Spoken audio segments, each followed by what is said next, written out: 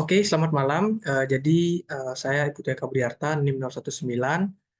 Mohon maaf, saya meminjam Zoom teman saya.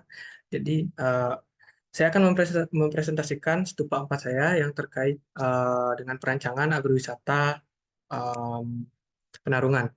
Jadi, izinkan saya share screen terlebih dahulu. Pertama, kita akan membahas mulai dari eh, isu. Jadi, eh, pariwisata ini, agrowisata ini dirancang di Desa Penarungan yang merupakan salah satu desa di Kecamatan Mengui.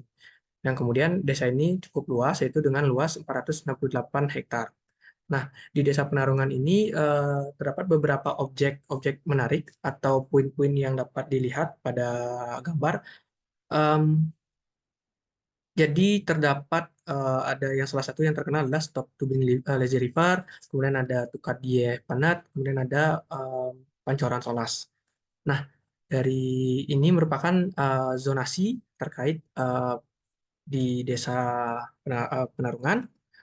Kemudian untuk isu yang kita angkat itu ada beberapa isu. Yang pertama ada pembangunan Taman Bung Karno yang disicil atau mandat. Kemudian yang kedua ada ratusan hektar sawah subak Penarungan yang terancam gagal panen. Dan sisanya itu adalah isu-isu terkait dengan pariwisata.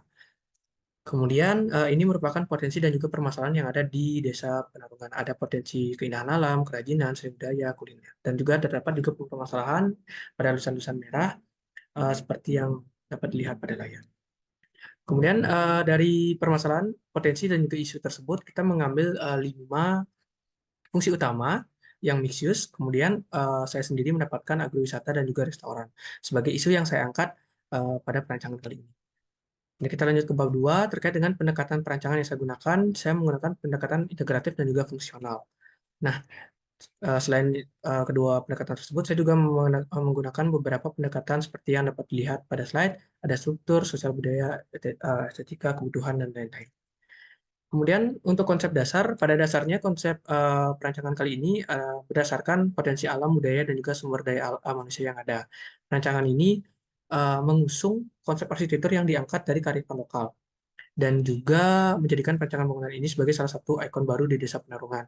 Selain konsep tersebut, saya juga menggunakan konsep ekologi yang dipilih untuk melengkapi konsep dasar yang bertujuan untuk menciptakan arsitektur berkelanjutan dan ramah dengan alam sekitarnya. Ini merupakan salah satu gambaran dari konsep yang saya angkat, konsep dasarnya. Kemudian temanya itu saya mengambil tema modern karena dari konsep dasar yang tadi saya jelaskan, saya ingin menciptakan sebuah ikon baru di Desa Penarungan. Maka dari itu saya mengambil sebuah tema dasar yang cukup kontras, yaitu tema dasar modern, untuk menjadikan bangunan ini menjadi focal point di sana.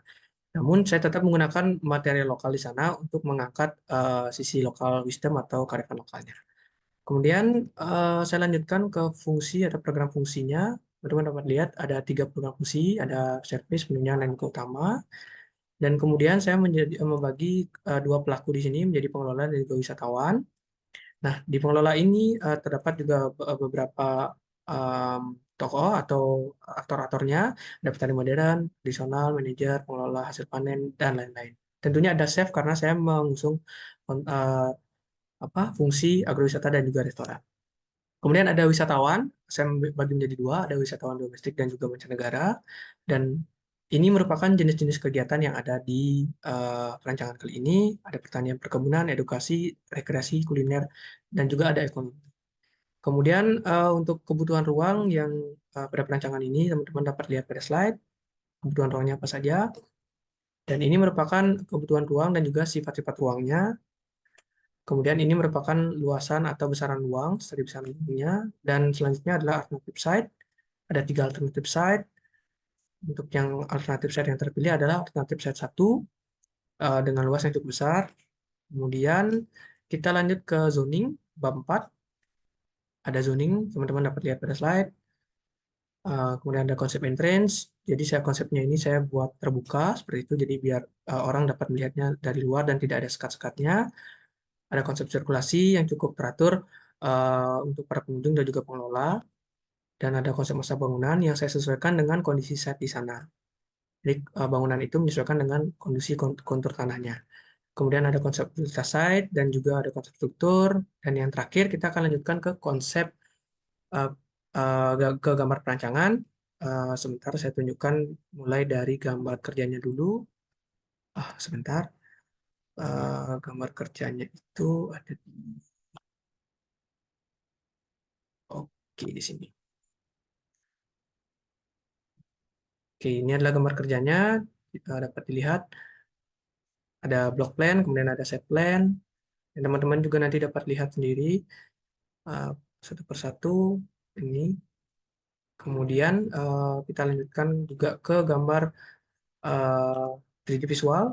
Ini juga teman-teman nanti dapat lihat lebih jelas di video 3D visual yang sudah saya upload ke YouTube. Oke, jadi sekian presentasi dari saya. Saya ucapkan terima kasih dan Om Santi Santi.